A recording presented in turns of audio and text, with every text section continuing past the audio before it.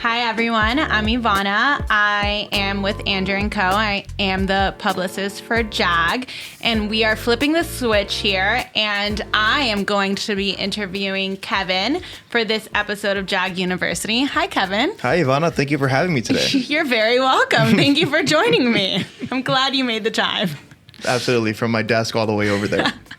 So I wanted to focus on basically how you could leverage PR and social media and why they should coexist, and how companies, I think, need to look at them not as separate things, but really merging both together to really hone in on those messages. Yeah. And I think we discussed it in our last JAG University episode. Which, if you haven't watched it, you should. Definitely go watch it. We really talked a lot about PR as more of a holistic thing, and how over the past several years, it's only gone more and more in that direction with social media and all these different forms of content that exist, including this very format we're doing right now, as opposed to the traditional, newspaper interviews, and maybe you're on the news every now and then, right? So, when you look at insurance as an industry, it's two major things is that it has a stigma of being a bit boring. That's just fact at this point, and it's also something that people really don't understand. And I think that's why the stigma of it being a bit boring exists to at least a certain degree. It still might be a little boring, but really it's pretty highly misunderstood.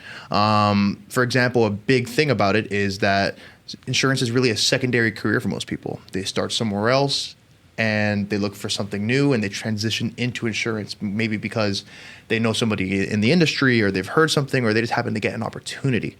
I'm one of the few people, that I know in general that actually studied insurance in college, and This was my plan since day one, But I know how rare that is, and it's really just because of stigma and lack of understanding. It's really a great industry with a ton of opportunity, and the content when it comes to insurance is actually very important to a lot of people and can be very important in making decisions. So when it comes to our media content, and the way we look at it is we don't really look at it as a way to sell.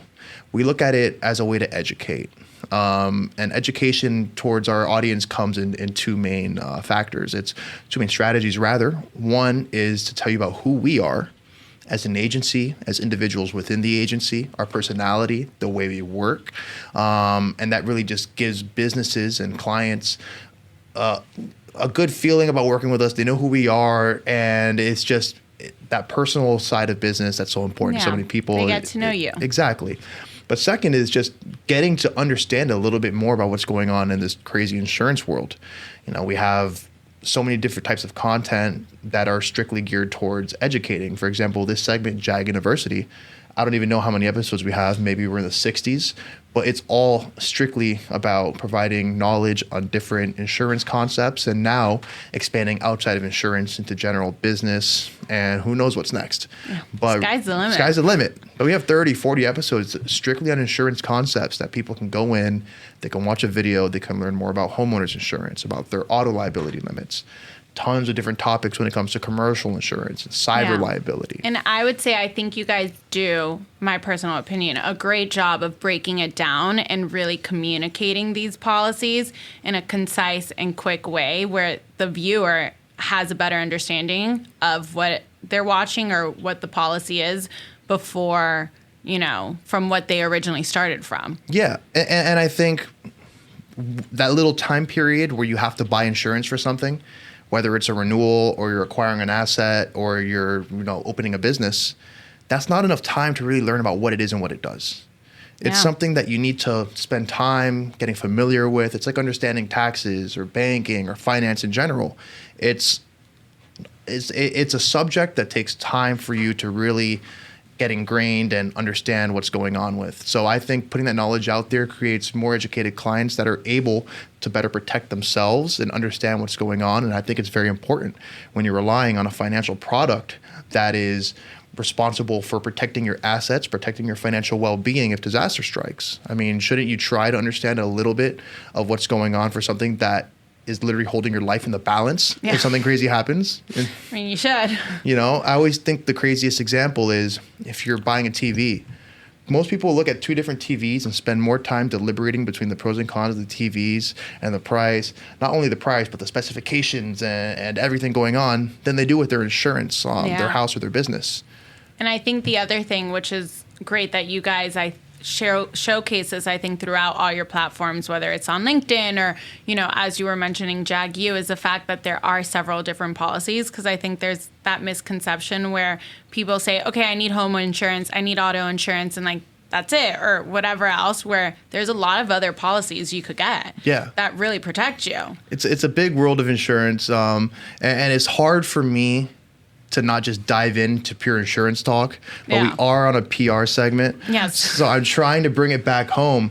But when going back to that, our strategy on social media and PR in general is, I think it's important to look at the platform, right? So our Instagram, for example, don't quote me on this, but I don't think there's an insurance company in the world with more followers than the JAG Insurance page. I think we have 10,000. I don't know. If there's one. You guys are influencers for sure. Yeah, I would like to see it. But other than that, when we talk about our strategy and that you guys helped us develop, it's really Instagram is quick hitting, digestible content that if you want to learn more, you can click for more. You can go into our longer format YouTube channel. But it's really just quick hits that help people figure out who we are a little bit, get to know a quick fact, get to know the vibe of the agency and who's working with us, and just build these little trinkets of knowledge over time. Our YouTube channel's longer format, 20-minute videos, 10-minute videos, continuations, and series that we also put onto LinkedIn. And LinkedIn is amazing. It's an amazing platform. You get so much engagement. I think LinkedIn, it's like everyone's just at work scrolling through LinkedIn and looking at things, but no one's posting. So you put something up on there and everyone's going to see it for weeks. And I think something that you guys do great on LinkedIn is using the platform to kind of leverage more of the press side too, of when you're quoted in an article and featured is I think it's a great job where you post it and then you kind of, as you said, no one's really engaging. So you're tapping into these new followers and having them kind of comment and see, oh, JAG was, on Insurance Business, or JAG was mentioned in Forbes. And you're now opening this communication with a potential client or someone that may know you. And I think for me, at least, it's great when I hear it on the other end of, oh, you don't know how many people reached out to me because they saw the article that then was shared on LinkedIn, or they read it, in the newspaper or whatever it may be. And then that opened a conversation and secured a lead. So I think utilizing social media as an extension and to highlight the company and kind of all its offerings, but also know that you can actually, leverage it to build up your book of business, and it may lead to new clients or new inquiries, and being aware of that too. Exactly. And what I think it's interesting, because you mentioned it there and how we find success and how, we have a lot of followers and we do on multiple platforms.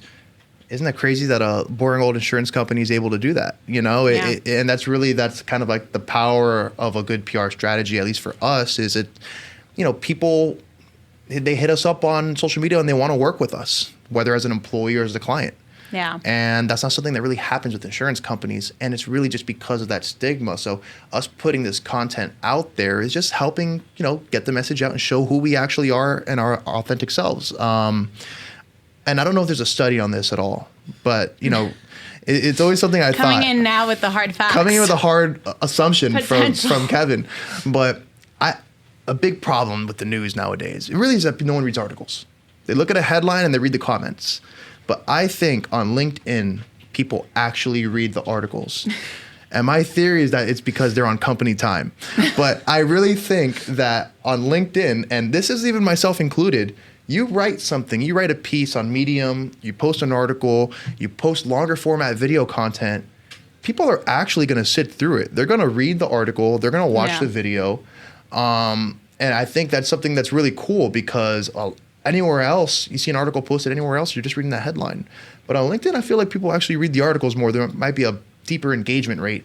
I don't know the PR terminology there, but I don't know. I think you're right. And I think it goes back to what you said, in the sense that it's understanding the platform and how the individual consumes news on that platform and adapting it. It could be this, you could be putting out the same content, through your press strategy, your social media strategy, and your marketing strategy to create that cohesive message, but I think understanding that how it's being, highlighted in your interview with a publication versus how you're going to show that content on Instagram versus LinkedIn versus any marketing material is going to be different. So kind of adapting it. And as you said, Instagram shows more of the behind the scenes and more of the human, element behind a brand, but also is educational. And keeping that in mind, keeping the fact that, videos perform really well. And I think there's always a new thing out there, and being able to stay